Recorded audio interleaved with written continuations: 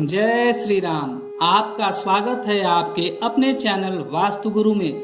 आज के एपिसोड में मैं महर्षि वाल्मीकि द्वारा रचित रामायण के युद्ध कांड को संक्षेप में आपके सामने प्रस्तुत करने जा रहा हूँ। यह अति पवित्र ग्रंथ संस्कृत भाषा में रचित है। इसे मैं हिंदी में आपको बताने जा रहा हूँ। इससे पूर्व में रामायण के सभी कांड को हमने संक्षेप में आपके सामने प्रस्तुत किया है। हमारे चैनल को सब्सक्राइब, लाइक और शेयर करें। कमेंट बॉक्स में कमेंट करें एवं बेल आइकॉन यानी घंटी वाला बटन ऑल ऑप्शन में जाकर जरूर दबाइए, जिससे आने वाले एपिसोड की जानकारी आपको मिलती रहे। क्योंकि हमारा चैनल धार्मिक एवं पौराणिक कथाएं, व्रत, पूजा विधि, अनुष्ठान एवं वास्तुशास्त्र की सही जानकारी आपको देता है। हम आपको वही जानकारी देते हैं जो कि प्रामाणिक हो। तो आइए भगवान श्री राम का स्मरण करते हुए सुनते हैं वाल्मीकि रामायण के युद्ध कांड की संक्षिप्त कथा। नारद जी कहते हैं, तदनंतर श्री रामचंद्र जी के आदेश से अंगद रावण के पास गए और बोले, रावण, तुम जनक कुमारी सीता को ले जाकर शीघ्र ही श्री रामचंद्र जी को सौंप दो, अन्यथा मारे जाओगे। यह सुनकर रावण उन्हें मारने को तैयार हो गया।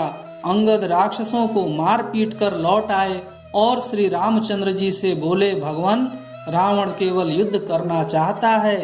अंगद की बात सुनकर श्री राम ने वानरों की सेना साथ ले युद्ध के लिए लंका में प्रवेश किया।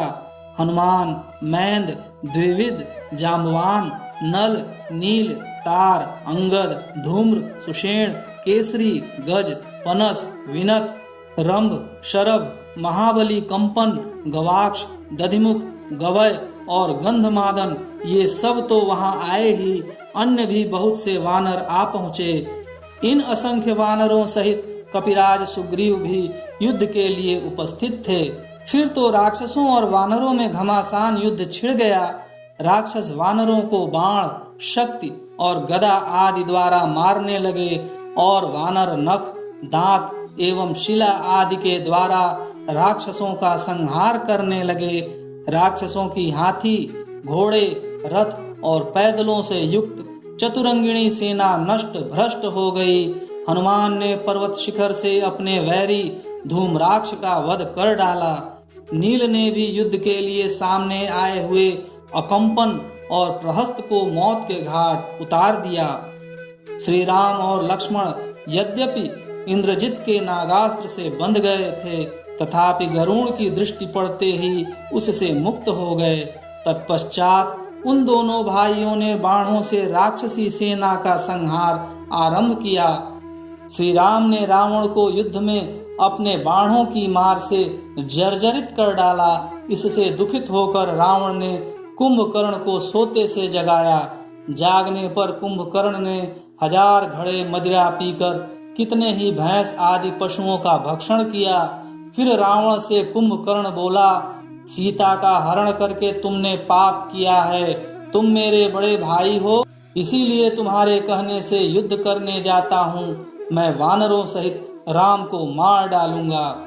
ऐसा कहकर कुंभकर्ण ने समस्त वानरों को कुचलना आरंभ किया। एक बार उसने सुग्रीव को पकड़ लिया। तब सुग्रीव ने उसकी नाक और कान काट लिए। नाक और कान से रहित होकर वह वानरों का भक्षण करने लगा। यह देख श्री रामचंद्र जी ने अपने बाणों से कुंभकर्ण की दोनों भुजाएं काट डाली। इसके बाद उसके दोनों पैर तथा मस्तक काटकर उसे पृथ्वी पर गिरा दिया। तदनंतर कुंभ, निकुंभ, राक्षस मकराक्ष, महोदर, महापार्श्व, मत्त, राक्षस श्रेष्ठ, उन्मत्त, प्रघस, भास्करण, विरूपाक्ष, देवांतक, नरांतक, त्रिशिरा और अतिकाय युद्ध में कूद पड़े।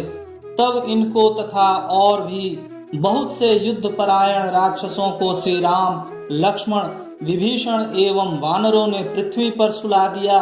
तत्पश्चात इंद्रजित, मेघनाद ने माया से युद्ध करते हुए वरदान में प्राप्त हुए नागपाश द्वारा श्री राम और लक्ष्मण को बांध लिया। उस समय हनुमान जी के द्वारा लाए हुए पर्वत पर उगी हुई विशल्या नाम की औषधि से श्री राम और लक्ष्मण के घाव अच्छे हुए। उनके शरीर से बाण निकाल दिए गए। हनुमान जी पर्वत को जहाँ से लाए थे वहीं उसे पुनः रख आए। इधर मेघनाद निकुंभिला देवी के मंदिर में होम आदि करने लगा। उस समय लक्ष्मण ने अपने बाणों से इंद्र को भी परास्त कर देने वाले उस वीर को युद्ध में मार गिराया। पुत्र की मृत्यु का समाचार पाकर रावण शोक से संतप्त हो उठा और सीता जी को मार डालने के लिए उद्यत हो उठा, किंतु अविंध्य के मना करने से वह मान गया और रथ पर सेना सहित युद्ध भूमि में गया। तब इंद्र के आदेश से मातली ने आकर श्री रघुनाथ जी को भी देवराज इंद्र के रथ पर बिठाया। श्री राम और रावण का युद्ध श्री राम और रावण के युद्ध के ही समान था। उसकी कहीं भी दूसरी कोई उपमा नहीं थी। रावण वानरों पर प्रहार करता था और हनुमान आदि वानर रावण को चोट पहुंचाते थे। जैसे मेघ पानी बरसाता है, उसी प्रकार श्री रघुनाथ जी ने रावण के ऊपर अस्त्र शस्त्रों की वर्षा आरंभ कर दी। उन्होंने रावण के रथ, ध्वज, अश्व, सारथी, धनुष, बाहु और मस्तक काट डाले। काटे हुए मस्तकों के स्थान पर दूसरे नए मस्तक उत्पन्न हो जाते थे। यह देखकर श्री रामचंद्र जी ने ब्रह्मास्त्र के द्वारा रावण का वक्ष स्थल विदीर्ण करके उसे रणभूमि में गिरा दिया। उस समय मरने से बचे हुए सब राक्षसों के साथ रावण की अनाथा स्त्रियां विलाप करने लगी। तब श्री रामचंद्र जी की आज्ञा से विभीषण ने उन सब को सांत्वना दे रावण के शव का दाह संस्कार किया। तदनंतर श्री रामचंद्र जी ने हनुमान जी के द्वारा सीता जी को बुलवाया। यद्यपि वे स्वरूप से ही नित्य शुद्ध थीं, तो भी उन्होंने अग्नि में प्रवेश करके अपनी विशुद्धता का परिचय दिया। तत्पश्चात रघुनाथ जी ने उन्हें स्वीकार किया। इसके बाद इंद्रादि देवताओं ने उनका स्तवन किया। फिर ब्रह्मा जी तथा स्वर्गवासी महाराज दशरथ ने आकर स्तुति करते हुए कहा, श्री राम, तुम राक्षसों का संहार करने वाले साक्षात श्री विष्णु हो। फिर श्री राम के अनुरोध से इंद्र ने अमृत बरसाकर मरे हुए वानरों को जीवित कर दिया। समस्त देवता युद्ध देखकर श्री रामचंद्र जी के द्वारा पूजित हो स्वर्गलोक में चले गए। श्री रामचंद्र जी ने लंका का राज्य विभीषण को दे दिया और वानरों का विशेष सम्मान किया। फिर सबको साथ ले सीता सहित पुष्पक विमान पर बैठकर श्री राम जिस मार्ग से आए थे उसी से लौट चले। मार्ग में वे सीता को प्रसन्न चित्त होकर वनों और दुर्गम स्थानों को दिखाते जा रहे थे। प्रयाग में महर्षि भरद्वाज को प्रणाम करके वे अयोध्या के पास नंदीग्राम में आए।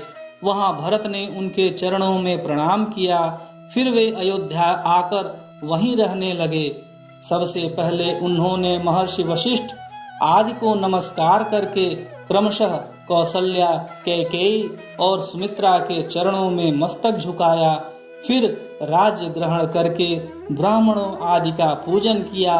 अश्वमेध यज्ञ करके उन्होंने अपने आत्मस्वरूप श्री वासुदेव का यजन किया।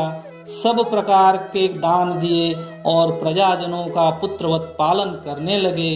उन्होंने धर्म और कामादि का भी सेवन किया तथा वे दुष्टों को सदा दंड देते रहे। उनके राज्य में सब लोग धर्मपरायण थे तथा पृथ्वी पर सब प्रकार की खेती फली फूली रहती थी। श्री रघुनाथ जी के शासन काल में किसी की अकाल मृत्यु भी नहीं होती थी। इस प्रकार रामायण कथा में युद्ध कांड का वर्णन पूरा हुआ। आपने अवश्य ही इसका रसपान किया होगा। प्रेम से बोलिए जय श्री राम।